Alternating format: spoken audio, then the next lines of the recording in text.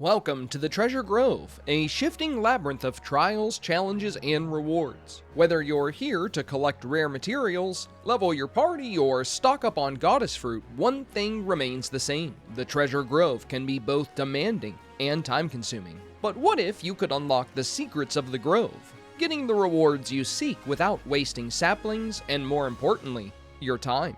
In today's video, I'll be giving you 10 essential grove tips to help make your time in the grove far more efficient so you can save your time as well as your saplings. Before we get started, I'd like to mention that I'm a small full-time content creator, so every like on these videos makes a big difference for me. Consider subscribing for more fantasy life and gaming content. If you'd like to catch more of my content, you can find me live on Twitch, Monday through Friday. Links to both my Twitch channel and Discord server can be found in the video description down below. And with that out of the way, let's get started.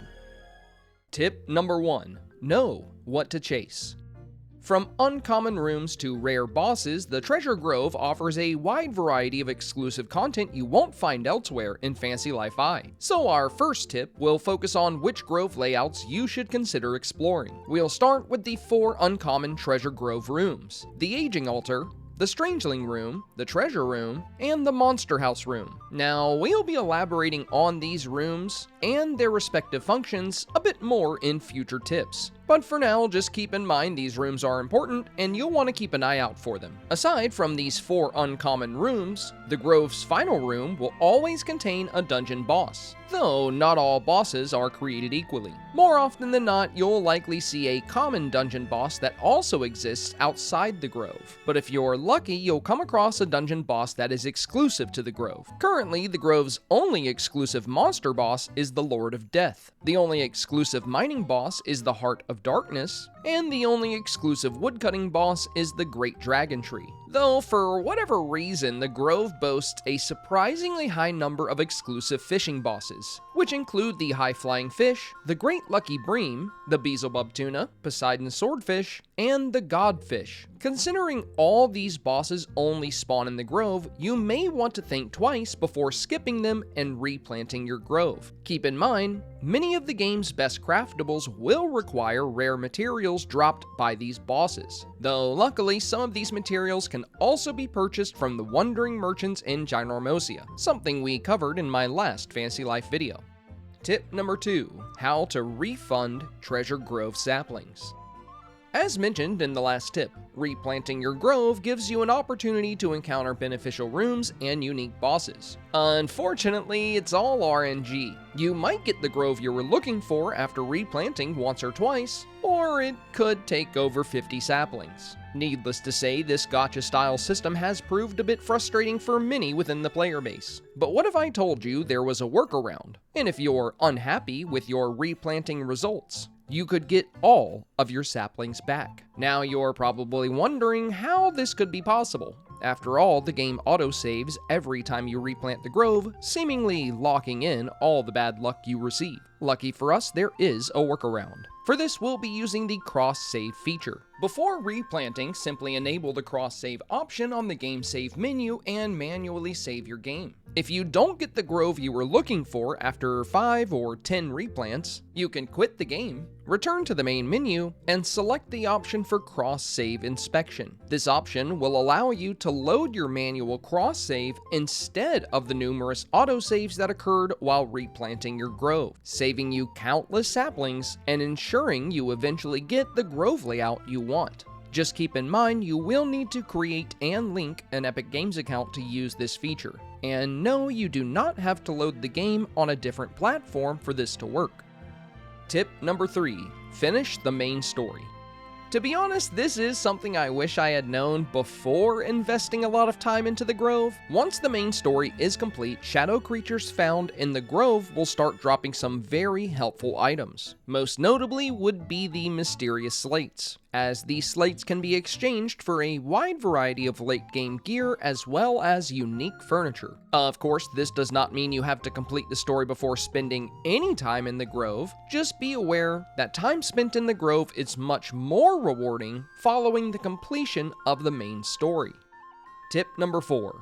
Be prepared.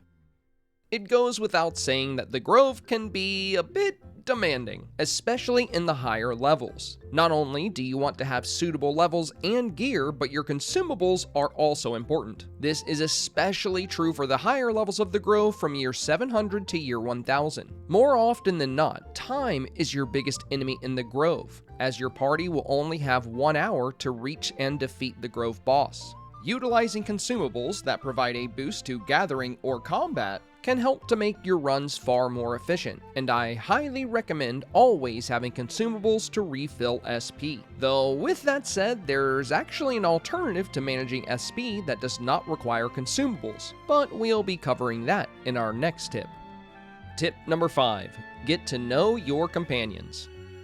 As you're likely already aware, the various strangelings that act as your party companions come in 3 different varieties: combat companions, gathering companions, and crafting companions. I recommend reviewing each strangeling as soon as you get them, and exploring their affinity perks. These perks can make a tremendous difference in combat, gathering, and crafting. For example, having 1 farming companion in your party might not be very helpful, but with 3 farming companions all boosted by their perks, you'll be surprised by just how fast they can clear crops even in the highest of Grove levels. Additionally, ensuring these companions are equipped with high-level gear extends the efficiency of these perks, so be sure to provide them with decent equipment. But what about crafting companions? After all, they don't offer any perks that can assist with combat or gathering, so is there any point in bringing them along for your Grove runs? Well, on the surface, crafting companions may not seem like a good choice for the Grove, but in truth, they are far more helpful than they appear. Crafting companions with high affinity levels have the ability to consistently refill your SP anytime you're performing gathering actions. In fact, they are so good at this that having a full party of high affinity crafting companions makes it practically impossible to run out of SP while gathering. Just keep in mind they're not as good at refilling your SP when you're in combat, so I still recommend bringing a few consumables just in case. One of my preferred party builds for a high-level gathering Grove would consist of 2 high-affinity gathering companions to speed up the gathering process, and 1 high-affinity crafting companion to help you manage SP.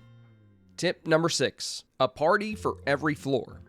Once you complete the floor quest and reach the exit portal, you'll have a moment to alter your party members. Utilizing this feature is a great way to plan ahead for whatever room comes next. Simply take into account what we discussed in the previous tip and plan accordingly. Alternatively, if you don't need any support from companions, you could use this opportunity to swap out party members that have reached max affinity for ones that you may still need to work on. Tip number 7, stay on task.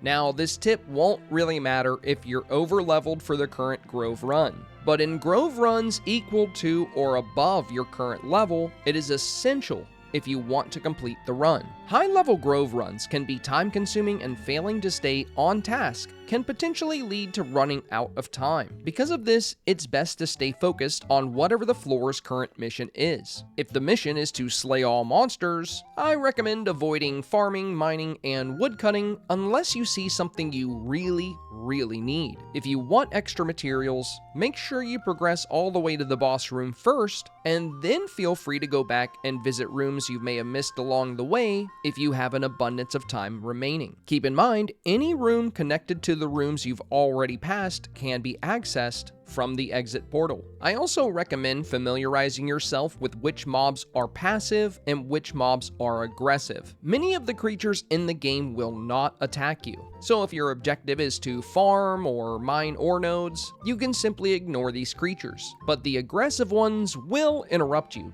So if they're near the resources you need to gather, it may be best to clear them out first. Tip number 8, getting the perk you want from aging altars.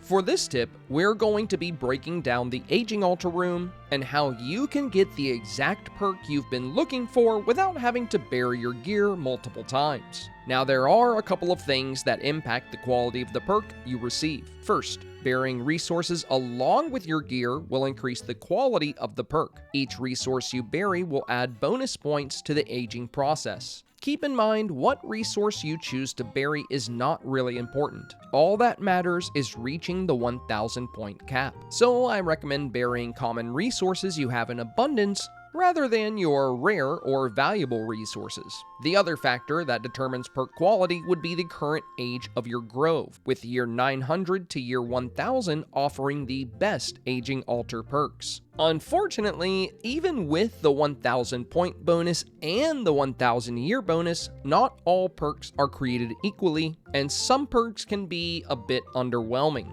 For weapons, I prefer the plus 10% increased charge attack damage. For gathering tools, I prefer the plus 20% damage to sweet spots. And for crafting tools, I typically go for the plus 10% XP bonus. If you'd like a full breakdown of each available perk, I'll have a link to this age skill list in the video description down below. Now let's talk about how to get the perk you want. With many of the tools and weapons having up to 10 different perk possibilities, it can be a bit difficult and incredibly time-consuming to get the ideal aged perk. Fortunately for us, we'll be able to use the same workaround that we used for replanting our grove in tip number 2. That's right, it's time for another cross save. Upon completing your grove and returning to the present, simply open your save menu, enable the cross save option, save your game, and then dig up your gear. If you receive a perk you don't want, you can quit your game and reload the cross save file as many times as you need. Now you'll be able to dig up your gear, simply quit and reload the cloud save until you generate the perk that works best for you. Tip number 9. Making the most of monster houses, treasure rooms, and strangeling rooms. On the surface, monster houses may not seem to be beneficial, as they're typically just filled with a large amount of shadow monsters. Though, as discussed in tip number 3, completing the main story will allow slain shadow monsters to drop slates, among other useful items. And these monster house rooms are the absolute best way to farm these drops. In fact, these rooms are so beneficial, I recommend always doing them if they show up in the earlier years of your grove, even if you don't plan on completing the grove. The same can be said for treasure rooms and strangeling rooms, as unlike the aging altar rooms, you will not need to complete the grove to reap their rewards. Also keep in mind you can easily farm these rooms by replanting the grove in its earlier years. A popular way to power up strangelings among some players is replanting lower tier groves just to farm strangeling rooms. Lastly, for the monster house rooms, if you're in the higher levels of the grove, I definitely recommend equipping a weapon with the light attribute, as shadow monsters take an incredibly high amount of damage from light weapons, and you'll be able to clear the room much faster. Tip number 10. Use item drop perks. Unfortunately, shadow monsters won't always drop mysterious slates, and on top of that, even the grove bosses aren't always guaranteed to drop the items you may have come for. So, to increase your chances of getting the items you want, I recommend using item drop perks. These perks can be attached to almost all armor pieces. The best way to get these item drop perks would be to use trip stickers when crafting your armor. If you don't get the item drop perks you were hoping for, simply use Redux crystals to remake the gear until the desired perks have been received. Just keep in mind you'll need the extra materials perk to add the trip stickers, and you'll need the remake perk to remake your gear using Redux stones. As far as getting the Redux stones you need, I've got that covered as well. The fastest and easiest way to load up on Redux stones would be to visit the capital of Mysteria. Here you'll find an armor dealer that sells long capes for a little over 300 dosh. After you load up on capes, you can visit the collector on the other side of the capital. And surprisingly, these cheap capes trade for the same amount as legendary gear. And I'm not too sure why. Maybe this was unintentional, but yeah, as of right now, it is the fastest and easiest way to get Redux stones. Of course, you could just trade the gear that you find while you're out doing quests and defeating bosses, but that gear is usually worth a hefty amount of dosh. And why trade gear worth 8,000 when you could trade gear worth 300, receiving the same amount of Redux stones? At the end of the day, it is well worth it to take this route, as I have absolutely loved playing with a high number of item drop perks. I almost always get what I came for, and I find it to be beneficial across multiple different lives. On top of that, using Redux stones to remake your gear is a great way to level your crafting lives without burning through rare materials. With that, we've covered my 10 tips for the Treasure Grove. If you found today's video helpful, informative, or simply entertaining, please do me a very big favor and press that like button. Also, consider subscribing for more Fantasy Life I and gaming content. If you'd like to catch more of my content, you can find me live on Twitch Monday through Friday. Links to my Twitch channel and Discord server can be found in the video description down below. As always, thank you so much for your time today, and I wish you the best of luck in all of your Treasure Grove adventures.